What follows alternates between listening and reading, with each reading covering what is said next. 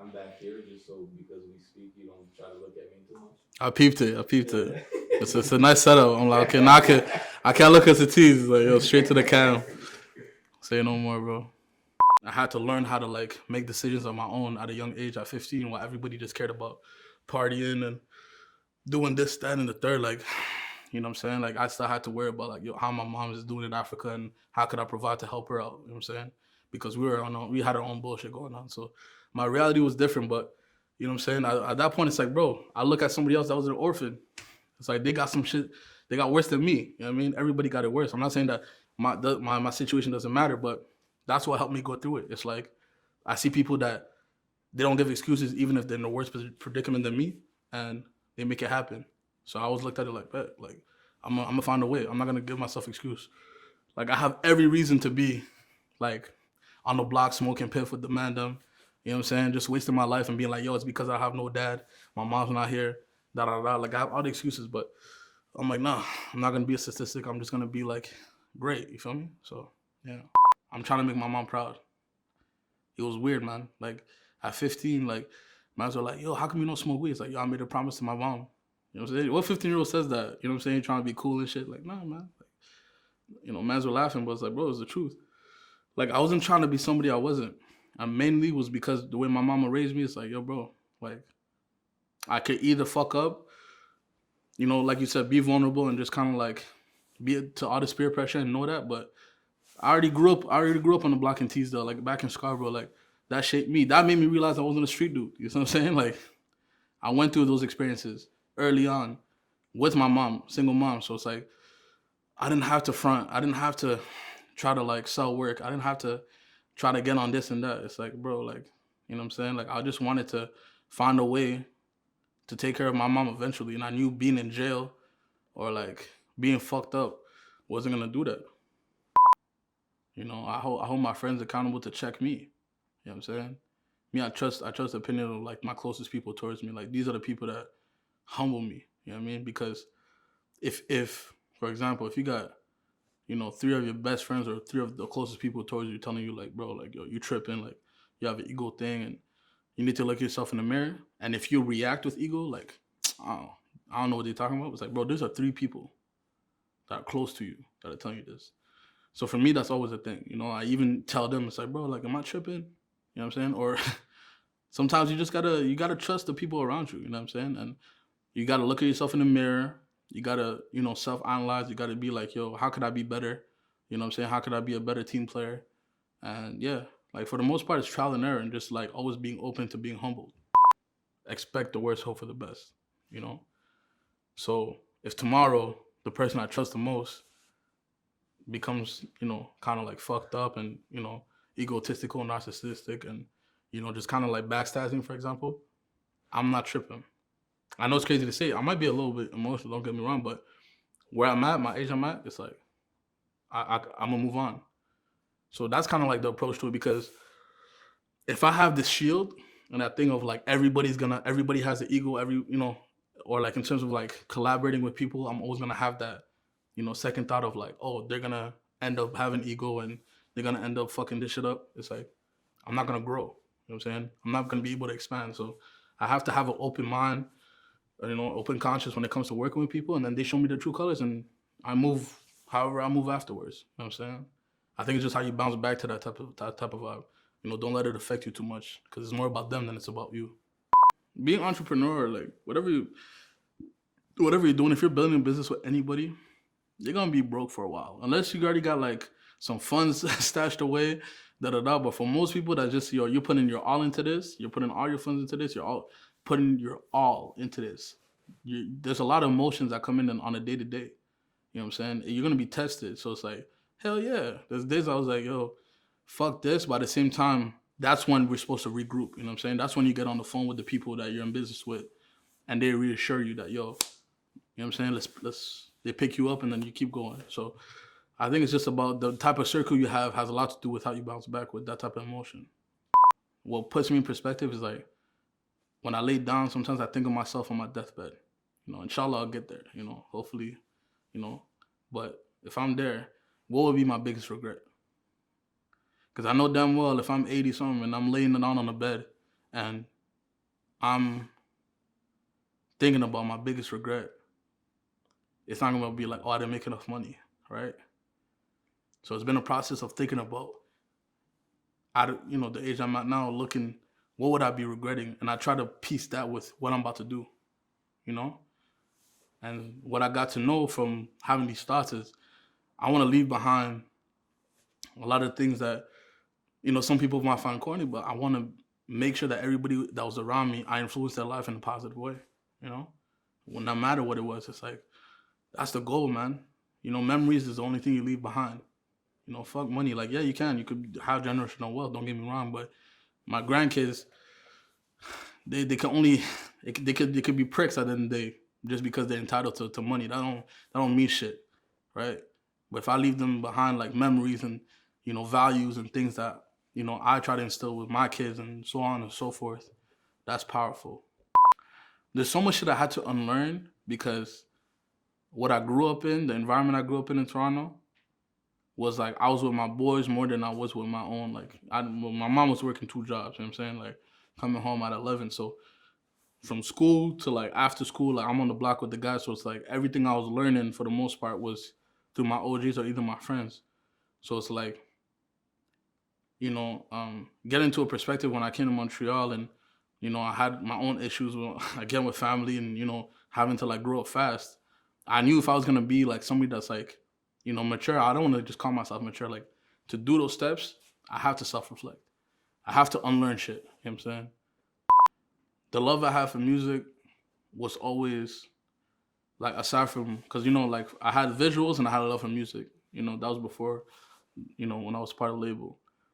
And what I always loved about music for me was the substance, was music that was able to, when I think about classics, it's like, obviously you hear the Pac, you hear the, you know what I'm saying, the people that was able to be there through the test of time. And, for example, for me, J. Cole's my favorite artist.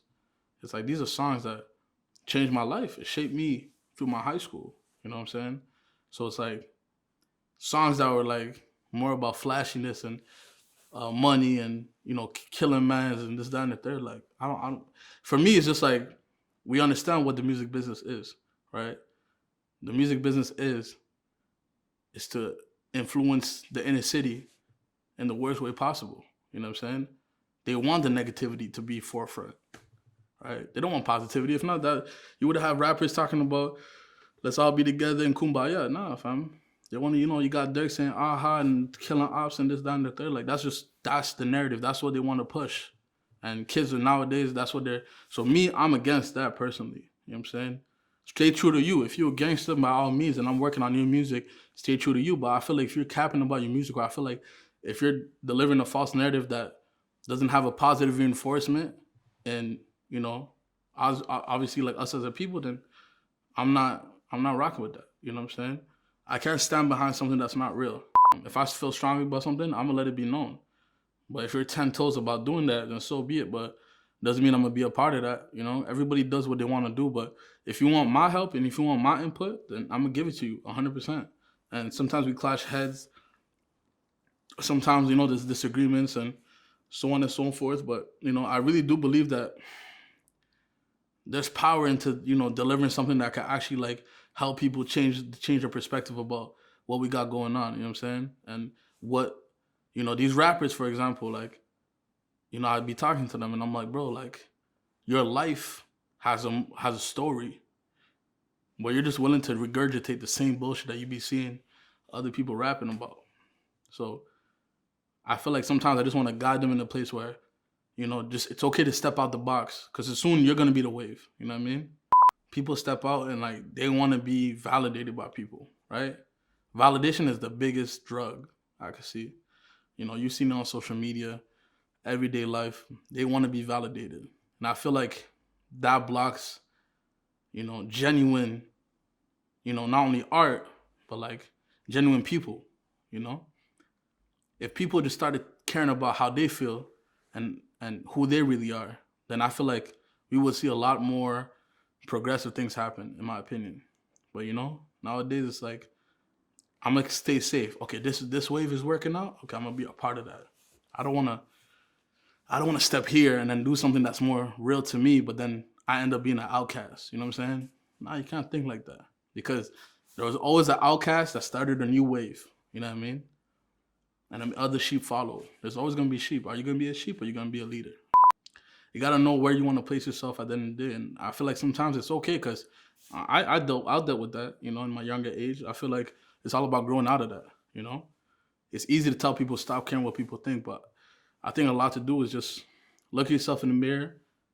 And sometimes, yo, me for example, when I'm on my lowest, like, yo, most people don't give a fuck about you in your lowest. You know what I mean? When you're up and you're doing this and that, that's when people give a fuck about you. So it's like when at your lowest, that's when you gotta realize like this is like you gotta tell yourself, don't forget this feeling. You know what I mean? Stay true to you. Cause at the end of the day, that's all that matters. You know, being real with yourself. You want to feel that appreciation that you're willing to do whatever it takes to get that love from your block, from your hood. You know what I'm saying? And sometimes it's like I know damn well, bro, we don't come into the world and like, cause it's like, bro, it's like the same dudes that you see that people call killers or like the most dangerous people. It's like at one point there are kids too, and we're all playing basketball together, bro. You know what I mean? He got nurtured into being that person, but he wasn't always that. And I'm telling you, like, if they would have had it any other way, if they would have been got in a different way, they would have chose that path. You know, and it's harder to do that because sometimes it's like you a lame, you a sucker if you're not about it. It's like, bro, the older you get, you realize it's like, fam, being about it, it's like, bro, it's just a bunch of people that are lost and they're just, you know what I'm saying, like caught up in shit and they're depressed, man. People, man's are depressed in the hood, bro. Looking yourself in the mirror and being real with yourself is a scary thing, man. Like the real you, because you know people try to look at when they look at themselves, they try to look at the good, but it's like when you start looking at the bad and like the actual things you need to work on, it's scary because sometimes it's things you didn't even realize that you had to work on. Sometimes it's subconscious, and one thing I can say is that it's the best thing because when you've been through that process, you realize it's always uncomfortable at first, but you know there's an end goal, and that's something that it's something that always like it's rewarding to be able to say like I went through this, and yeah, it was hard, but I've been through it, I conquered it, and now I'm a better person because of it. For me, for example, like not having a pause in my life, my biggest thing was I can't just expect me to be a good father. You know how like um, that thing of like, oh, I'm gonna be a good father because I'm not gonna be like my dad, right? But me, I knew that I have to take away the trauma to become a good father one day. I couldn't lie to myself because if I just lied to myself and be like, yeah, I'm just gonna be a great dad, I know one day if I have a wife and I have a kid, those issues from a kid and not having an absent father, if I didn't deal with them, will catch up to me subconsciously, and I would, So my biggest thing was, I met my pops at 25 for the first time, shook his hand and forgave him. Hardest shit I ever had to do. But I knew I had to do it. And the weight lifted off my shoulder was like something I never felt that feeling ever in my life again. Like that shit was, he was tearing up. And he was just like, I expected you to hate me for the rest of your life. And I'm like, I can't do that. You know what I'm saying? I owe it to, the rest of my life. If I hate you, you have power over me. Photography, even starting with that, like even though I'm doing a lot more different things, I haven't picked up a camera in a minute. You know what I'm saying? But, I just want my art to kind of like outlive time, man. Like I want somebody like generations down, I don't know, 4 generations, 5 generations to, if they see something I worked on, either a video or like a photo that I took, and it makes them feel something, I'm connected to something through time. You know what I'm saying? That's why, like, most people don't understand art. They find it like whatever. But for me, that's the most powerful thing. Like, man, people could look at a painting and, feel emotions, man. And that's somebody that's been out of this earth for like so long. So it's like, if you could create art that will stand a test of time, I feel like that's something that, for me, that's my goal, And it could be anything. But, if people take that energy and put it with life, that's good. The world would be man, it would be a great place, right?